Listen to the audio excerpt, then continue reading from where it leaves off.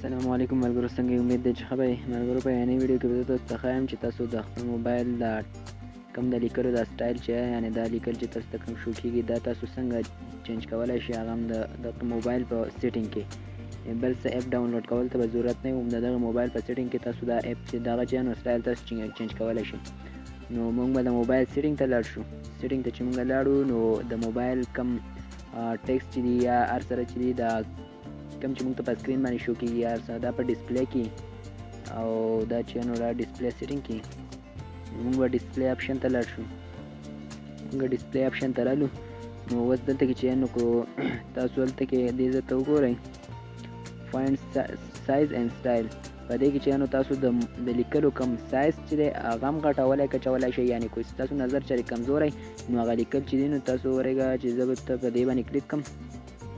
کو چېرې تاسو نظر کمزوری او تاسو په موبایل کې کچ لیکل نه یعنې مطلب کې تاسو دا لیکل نه نو تاسو دې دا سټایل دغه چې نو دا نور هم سیوا کولی شئ. بیا به دې نه ښه سیوا پېڼي تاسو لیدلی شئ اوس دا لیکل پېنټ شو او که نه بیا هم تاسو نه نو دا بیا بالکل فل سیوا کوي. او بولډ په دې آپشن باندې چې کله تاسو کلیک کوئ دا دغه کسانو لپاره دی دا سیټینګ چې کم کسان نظر خرابي او کچ کچ لیکل نه نو کله چې دا ان کې نو بیا چې نو دا په سمسنګ جی7 موبایل کې دا سیټینګ یې په نور موبایلو کې پته نه لګي. په هغې کې صرف دا فونټ سټایل دی نو په دې موبایل کې دا یې په جی7 موبایل کې چې کله دا بولډ فونټ تاسو ان کوئ نو بیا د دې سره چې نو تاسو ته به هر سره چې نو هغه غټ غټ ښکاري او هغه به یعنې فین ښکاري تاسو به لیدی شئ.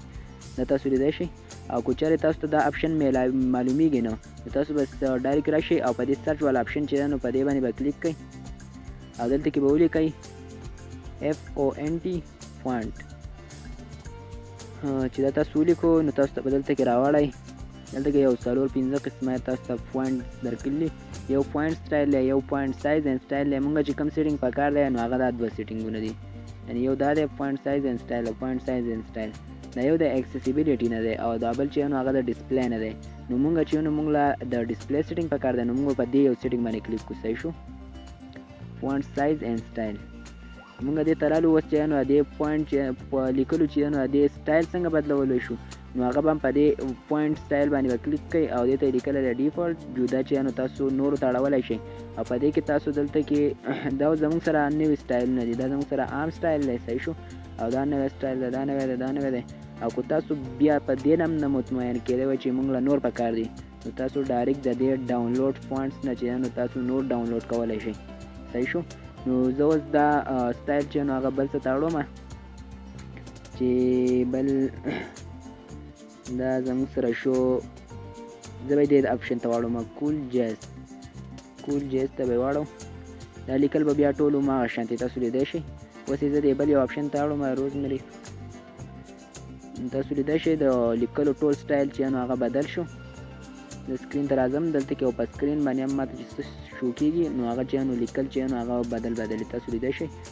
فایند سرچ چې څنګه ښکلی لیکلی دی او غټ غټ لیکل دی. یعنې که د چا نظر خراب وي نو چشمې چې نو هغه نه یوز کوي نو هغه چې نو په دې سیټینګ کې دغه سیټینګ دی نو د دې سیټینګ د لاسه چې نو تاسو بهر سره غټ غټ ښکاري نو چشمې یا سن ګلاسز چې نو هغه یوز کول ته ضرورت نشته. صحیح شو.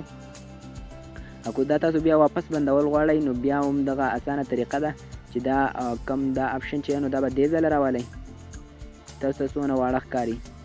زه به یې کوز ته لږ کوز کړمه. یو آپشن به ته شاته شو او دا بولډ فونټ چې نو دا به هم اپ کړو ساده ټکي. صحیح شو. هسې د عام انسان لپاره ساده ټکي. او فونټ سټایل چې نو هغه هم تاسو واپس کول غواړئ بیا واپس دې ډیفالټ ته واړوئ ډیفالټ.